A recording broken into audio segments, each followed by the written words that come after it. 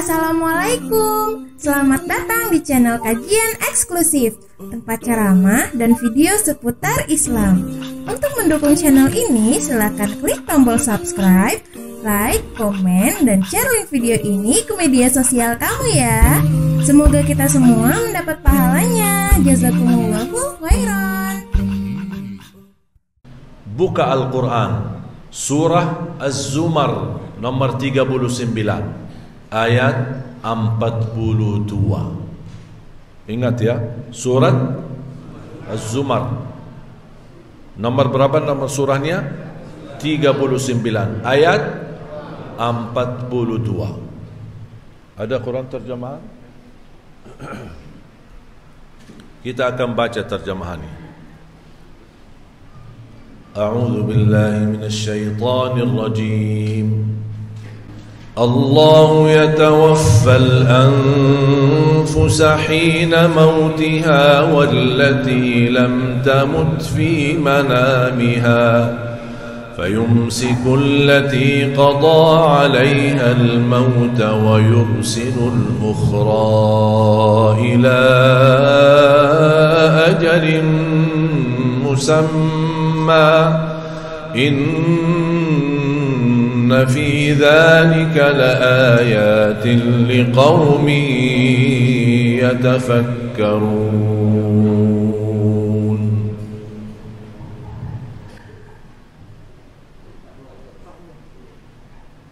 Coba Bapak Ibu, saya mohon renungkan fikiranmu, hadirkan hatimu, dan dengar baik-baik firman Allah ini.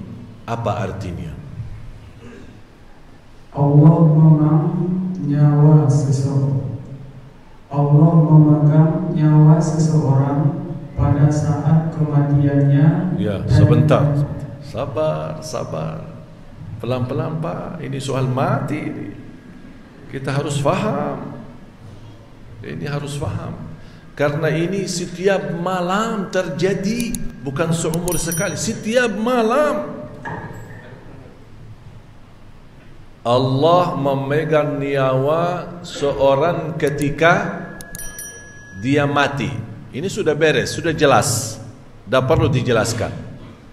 Kalau kita meninggal dunia, yang megang nyawa kita siapa? Allah. Sepakat? Jelas? Sekarang tolong dengar berikutnya. Dan nyawa seseorang yang belum mati ketika dia tidur. Maksudnya apa? Coba ulang lagi itu. Dan nyawa seseorang yang belum mati ketika dia tidur. Artinya, kalau tadi Allah berfirman, Allah memegang nyawa seorang ketika mati. Dan arti dan apa? Sambungan kan?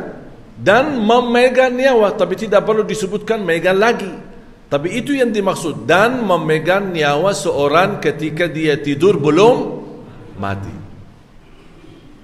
Kalau Allah memegang nyawa kita saat kita tidur, berarti terlepas dari jasad kita. Dan itu rahasia Allah. Ada orang bertanya, gimana kok nyawa kita diambil, dimegang nyawa, tapi kita masih bisa bola-balik, masih kita bisa merasa. Wallahu a'lam. Dahsyat kekuasaan Allah, tidak bisa tahu rahasianya. Dan memegang nyawa seorang ketika tidur belum mati. Ini kata tidur belum mati, Allah jelaskan lagi lebih dalam supaya kita faham apa yang dimaksud Allah memegang nyawa kita saat kita tidur belum mati. Coba lanjut. Maka dia tahan nyawa orang yang telah dia tetapkan kematiannya. Dibangunin, bangun subuh. Inna lillahi wa inna ilaihi raji'un. Ternyata ketika dia mulai tidur, dimegang nyawanya oleh Allah, sudah tidak diizinkan untuk dilepas, dipertahankan. Makanya di sini Allah berfirman apa? Coba ulang kalimat terakhir. maka dia tahan nyawa orang yang telah dia tetapkan kematiannya. Dipertahankan. Sama doa yang tadi yang saya bacakan kan? Fa in amsakta nafsi, sekiranya nyawaku dipertahankan, mohon apa? Dirahmati. Terus dan dia lepaskan nyawa yang lain sampai waktu yang ditentukan. Melepaskannya. Ini kan soal bangun tidur, masalah tidur kan? Masalah mati sudah selesai, tapi Allah bahas sekarang masalah tidur. Apa yang terjadi di masa tidur kita? Ada yang dipertahankan nyawanya sudah tidak punya umur lagi. Ada yang diberikan dan dilepaskan nyawanya sampai waktu yang ditentukan oleh Allah. Dan peristiwa ini Allah perintahkan untuk apa? Apa yang semestinya kita lakukan terhadap peristiwa yang dahsyat, peristiwa yang luar biasa. Setiap malam proses menghadapi kematian. Apa yang harus kita lakukan terhadap hal ini yang menunjukkan kebesaran dan dahsyat Allah Subhanahu wa taala? Allah tutupi dengan kalimat yang sangat pas terhadap makna yang kita ingin sampaikan. Terus Allah tutupi, sungguh pada yang demikian itu terdapat tanda-tanda kebesaran Allah bagi kaum yang berfikir. Pernah berfikir enggak? Pernah berfikir enggak masalah itu? Atau kita tidur, bangun biasa-biasa aja? Tapi coba Allah berfirman apa? Sesungguhnya tanda yang terjadi hal ini setiap malam, tanda kebesaran kami bagi kaum yang berfikir. Tempat berfikir di mana? Di mana? Di kepala. Bapak Ibu angkat tangan. Bu, angkat tangan. Taruh di atas kepala. Terus sambil urut kepalanya, picit kepalanya. Coba lihat, ada otaknya enggak? Jangan-jangan selama ini tidak ada otak. Karena Allah berfirman, fikir. Kalau kita tidak menggunakan fikir, berarti tidak ada otak. Kalau kita gunakan fikir, berarti ada otak. Jadi saya usulkan, nanti Bapak Ibu ke rumah sakit. Assalamualaikum Pak Dok, ada apa? Saya sebenarnya ingin periksa kepala saya. Kenapa? Apa keluhannya? Tak, cuma ingin tahu ada otak atau tidak. Karena selama ini kita tidak berfikir. Padahal sudah hafal doanya. Kita sudah terbiasa baca bismikallahumma waktu tidur. Sudah terbiasa membaca alhamdulillahilladzi ahyana ba'dama amatana. Tapi pernah enggak terasa, merasakan di dalam hati kita, kita baru saja diselamatkan oleh Allah dari kematian. Allah masih berikan umur. Bayangkan kalau kita tidur malam hari dan kemudian kita buka mata, melek mata, dan yang ada di hadapan kita mungkar nakir, bukan istri dan keluarga kita. Kita buka mata, lihat kanan, lihat kiri, ada istri. Ruang tidur kita, alhamdulillahilladzi ahyana. Makanya ucapan alhamdulillah terasa bermakna, terasa sangat dalam, bahkan sangat besar nikmatnya kalau kita ucapkan karena kita sudah berfikir.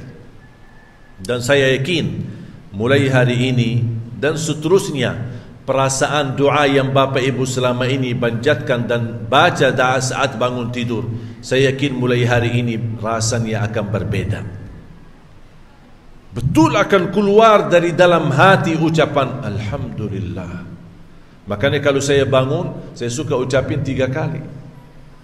Alhamdulillah, alhamdulillah. Sampai saya melihat istri saya, bukan mungkar nakir ya. Alhamdulillah 3 kali. Alhamdulillah alladzi ahyana ba'da ma amatana wa ilaihi nusyur. Ternyata Bapak Ibu, umur ini sangat mahal. Setiap malam proses menghadapi kematian. Allah lepaskan nyawa kita, itu mahal. Berarti begitu kita bangun, harus kita memiliki jiwa yang semangat untuk mendekatkan diri kepada Allah, karena besok malamnya bisa terjadi dipertahankan nyawa kita. Orang mukmin walaupun sisa umurnya 1 hari, dia selalu menjadi orang yang terbaik untuk Allah Subhanahu wa taala. Dia nikmati harinya, bekerja keras untuk dunia dan bekerja keras untuk akhirat. Tak pernah tinggalkan kebaikan, akhlak yang mulia, silatul rahim, bersedekah, baca Al-Quran, jaga tahajud, sunnah qabliyah ba'diyah, menjaga salat berjamaah dan terus berdoa kepada Allah Subhanahu wa taala. Dia maksimalkan harinya, karena dia nanti malam bisa berkata bismikallahumma amutu wa ahya, belum tentu bangun lagi.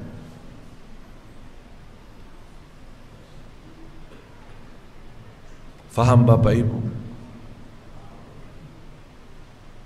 Kira-kira sudah faham betul doa yang kita selama ini baca? Bisa kira-kira merasakannya? Bisa insyaAllah difikirkan selalu?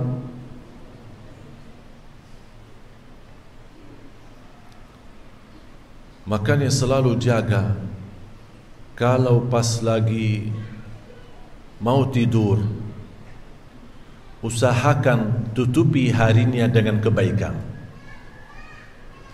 Kalau orang tuanya masih ada, telefonlah mereka minta maaf kalau posisi mereka jauh. Kalau ada di rumah kita, datangi mereka dan minta maaf dan minta doa restu. Karena bisa pemaafan ini, berkata minta maaf, mungkin terakhir. Kita tak sempat ucapin minta maaf lagi sama mereka. Tidur dalam keadaan bersih hati kita. Sudah maafkan, ada orang nyakiti kita, ada orang fitnahin kita, ada orang menzalimi kita. Ya Allah, saya maafkan dunia akhirat. Karena bisa jadi terakhir itu malam. Karena kalau kita membuka hati memaafkan semua orang, termasuk orang yang menzalimi dan menghina kita atau memfitnah kita, pasti dapat balasannya. Allah memaafkan atas semua kesalahan dan dosa kita. Siapa yang tidak mau dimaafkan oleh Allah? Makanya biasa maafkan orang lain. Minta maaf sama istri kita, istri minta maaf sama suaminya. Apalagi kalau bisa kita wudu, tutupi malam kita dengan witir. 2 rakaat sunnah wudu, 2 rakaat mukaddimah witir, 1 rakaat witir. Atau bisa 2 rakaat sunnah wudu dan sekaligus langsung 3 rakaat witir, dengan 1 kali salam dan 1 kali tahiyat. Nanti kalau seandainya bangun tengah malam mau tahajud, boleh tahajud, tapi tidak boleh witir lagi, karena sudah witir duluan. Dan ini nasihat dari Rasulullah. Kata Abu Hurairah, Rasulullah menwasiatkan aku, jaga witir sebelum tidur. Ini wasiat Rasulullah kepada Abu Hurairah. Umar bin Khattab radhiyallahu anhu ditanya, wahai Amirul Mukminin, kenapa suka jaga witir sebelum tidur? Kata beliau, saya khawatir meninggal dunia dalam keadaan tidur belum witir. Makanya saya ingin jadi ahli witir. Karena Rasulullah SAW bersabda di hadis yang qudsi, Allah berfirman, Inna Allah witir, yuhibbul witir, fa'autiru. Allah maha witir, Allah jaga witir. Allah maha witir, Allah cinta witir, jagalah witir. Bersabda Rasulullah SAW, Allah maha witir, Inna Allah witrun, yuhibbul witir, fa'autiru. Allah maha witir, Allah cinta witir, jagalah witir. Dan termasuk sunnah witir, salah satu sunnah yang Rasulullah tidak pernah tinggalkan. Ada 2 sunnah Rasul tidak pernah tinggalkan, apapun keadaannya, sehat, sakit, musafir, mukim, berjalanan jauh, lagi perang, apapun, tidak pernah tinggalkan 2 sunnah. Yang pertama sunnah witir, yang kedua sunnah qabliyah subuh. Sesudah azan, qabliyah subuh. Itu pahalanya lebih besar daripada dunia dan isinya. Ini baru sunnahnya begitu besar pahalanya. Kira-kira gimana salat subuhnya? Mudah-mudahan kalau memang kita saat tidur dipertahankan nyawa kita, mudah-mudahan berakhir dengan husnul khatimah. Kalau dilepaskan nyawa kita, insya-Allah kita terus semangat untuk membawa kebaikan. Karena kebaikan Bapak Ibu, saya mengambil kesimpulan kesempatan untuk kebaikan cuma 1 hari. Tak ada lebih. Jangan ada orang berkata, masih lama kok, umur saya baru aja 30, ayah saya meninggal usia 90. Ya belum tentu kamu sampai 90.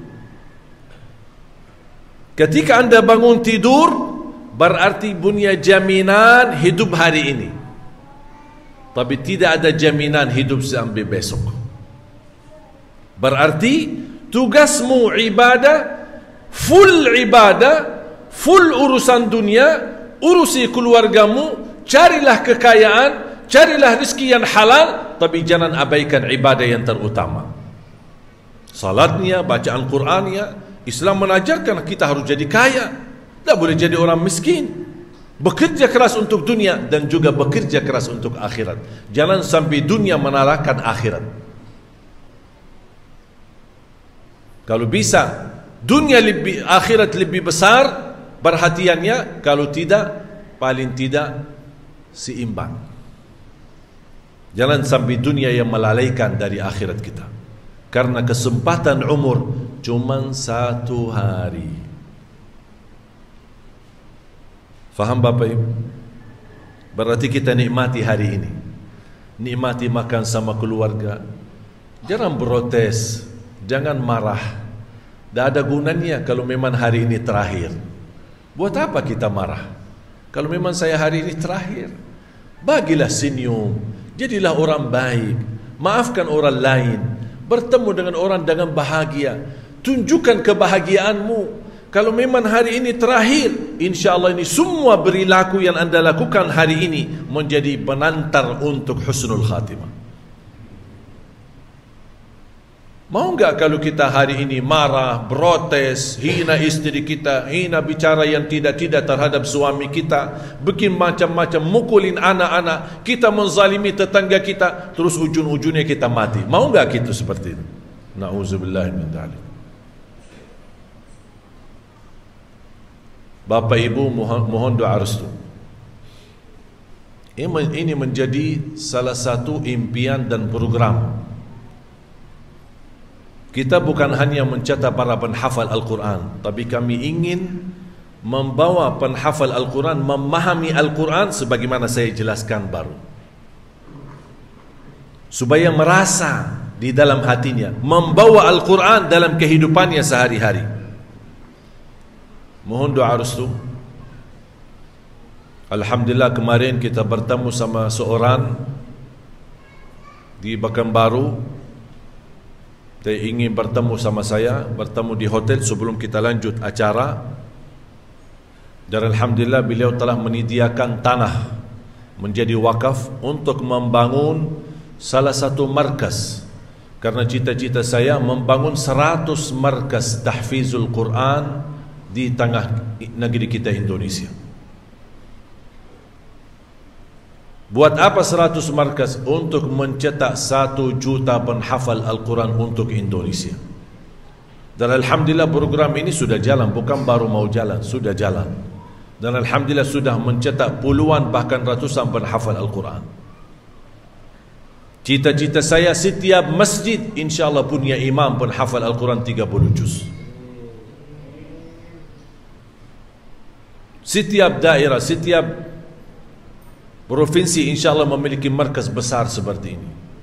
Kemarin saya bercita-cita untuk dibangun di termasuk di Riau, karena di daerah Jawa sudah cukup banyak. Dan Alhamdulillah Allah kabulkan. Walaupun banyak dukungan dan bantuan dari jamaah, semua alhamdulillah terlibat. Makanya inti daripada program safari dakwah kami melipatkan semua jamaah. Mari kita sama-sama menjadi keluarga besar Ahlul Quran. Barangkali kerja keras bersama-sama, bersatu untuk membangun generasi-generasi penghafal Al-Quran. Karena saya percaya dan yakin dengan hafalan Al-Quran anak-anak kita, insya-Allah akan terlindungi dan terjaga masa dan generasi yang akan datang. Karena masa depan negeri kita Indonesia bukan di tangan kita, tapi di tangan anak-anak kita. Kalau mereka hafal Al-Quran, berakhlak-akhlakul Quran, dan memahami makna kehidupan bersama Al-Quran, pasti mereka akan dipimpin oleh Allah dan dilindungi oleh Allah dari segala kejahatan dan keburukan. Orang berkata Makkah dan Madinah pusatnya kedatangan Islam. Saya berkata Indonesia lah pusatnya kebangkitan Islam untuk dunia. Dan ini semua melalui Al-Quran. Bapak Ibu, harus kita bangga sebagai orang Muslim.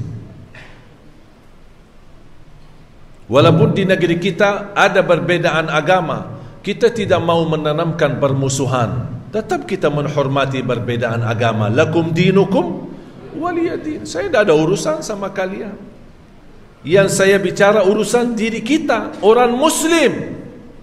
Saya tidak bicara Katolik, Nasrani, mau Yahudi, mau apa. Saya tidak peduli agama-agama mereka, terserah mereka dalam agama masing-masing. Kita belajar kedamaian, kita belajar saling menghormati. Yang saya berharap umat Islam sendiri harus bisa bersatu. Umat Islam sendiri harus bangkit untuk memperhatikan Al-Quran. Karena kita tahu insya-Allah dengan Al-Quran Allah akan rubah nasib negeri kita Indonesia menjadi lebih baik. Politiknya akan menjadi lebih baik, ekonomi lebih makmur, sosialnya lebih makmur, dan semuanya menjadi berkah karena Al-Quran. Dan terbukti ketika umat kembali kepada Al-Quran, Allah lancarkan segala urusan. Dan semua orang di bumi akan tunduk. Saya sudah 12 tahun di Indonesia. Lahir besar di kota Madinah.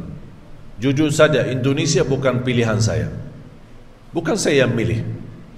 Tapi Allah anugerahkan ketika saya diundang hadir menjadi imam tarawih di salah satu masjid besar di Jakarta. 2008. Semenjak itu Allah buka hati saya dan jatuh cinta kepada Indonesia. 2011 dapat hadiah dan anugerah dari Bapak Presiden waktu itu, Bapak SBY, diberikan warga negara Indonesia. Berarti sekarang saya bagian dari rakyat Indonesia dan saya peduli dengan Indonesia, mencintai rakyat Indonesia, dan saya harus memperjuangkan bersama rakyat Indonesia demi kebaikan keluarga dan keturunan kita. Saya yakin Bapak Ibu insya-Allah masih Islam iman. Walaupun Bapak Ibu sudah sendiri melihat betapa luar biasa tantangan yang kita hadapi, global fitnah yang membahayakan akhlak-akhlak anak kita.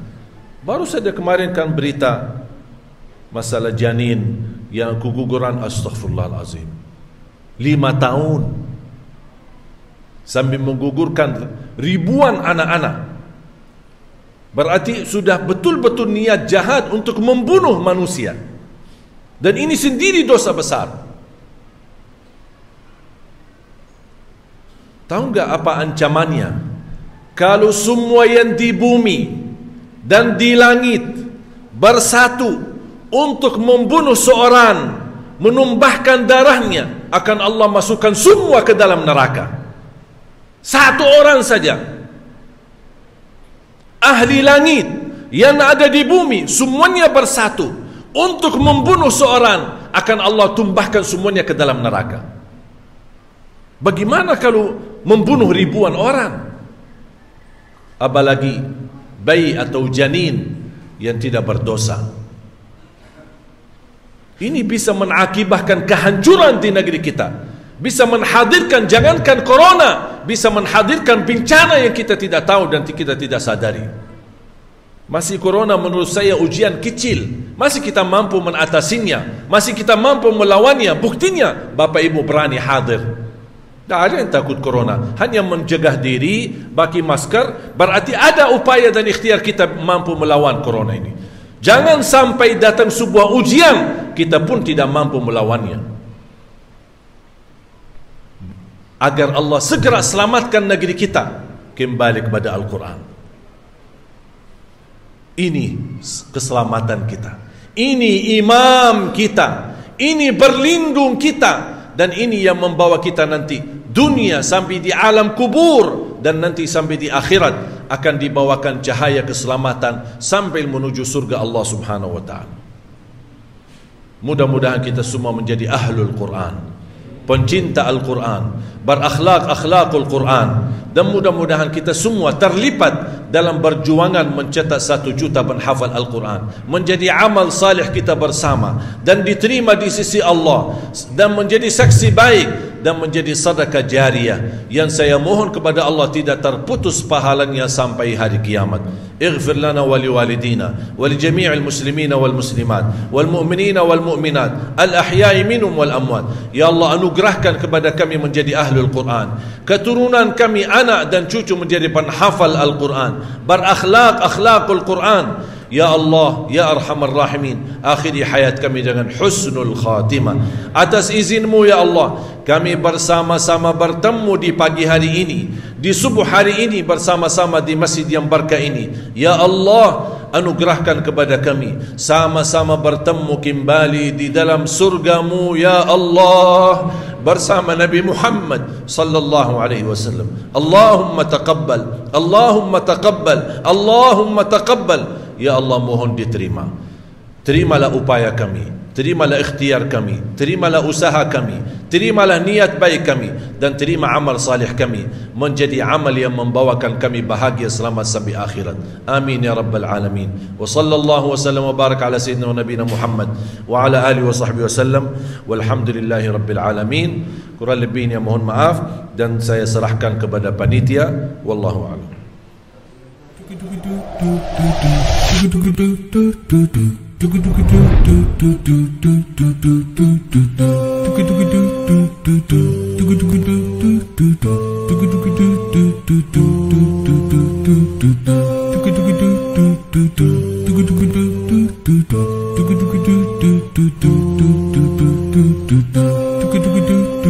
Do